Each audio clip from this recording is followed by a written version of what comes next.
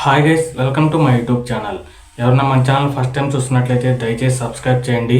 అలాగే పక్కనే ఉన్న బెల్ బటన్ నొక్కి నోటిఫికేషన్ను ఆన్లో ఉంచుకోండి.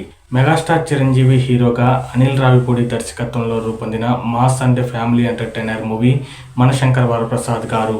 నయనతార హీరోయిన్గా నటించిన ఈ సినిమాలో విక్టరీ వెంకటేష్ కూడా అత్యంత కీలక పాత్రను పోషించారు. Shine screens, gold box entertainment సంస్థలపై సాహు గారపాటి, సుస్మిత కొణిదెల సంయుక్తంగా నిర్మించారు. టీజర్, ట్రైలర్, సాంగ్స్ వంటివి అన్ని సినిమాకు పాజిటివ్ వైబ్స్ను తీసుకొచ్చాయి. చిరు లుక్స్ కూడా ఆకట్టుకున్నాయి.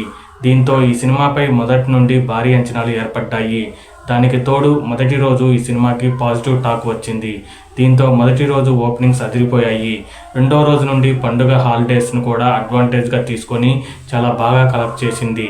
ఒకసారి 7 days కలెక్షన్స్ను గమనిస్తే నైజాం 34.1 కోట్లు, సీడెడ్ 15.67 కోట్లు, ఉత్తరాంధ్ర 10.88 కోట్లు, ఈస్ట్ గోదావరి 10.72 కోట్లు, వెస్ట్ గోదావరి 6.02 కోట్లు, గుంటూరు 8.28 కోట్లు, కృష్ణ 6.66 కోట్లు, నెల్లూరు 5.20 కోట్లు, ఏపీ, తెలంగాణ టోటల్గా 97.53 కోట్లు, రెస్ట్ ఆఫ్ ఇండియా 9.14 కోట్లు, ఓవర్సీస్ 16.65 కోట్లు, వరల్డ్ వైడ్ టోటల్గా 123.32 కోట్లు కలెక్ట్ చేసింది.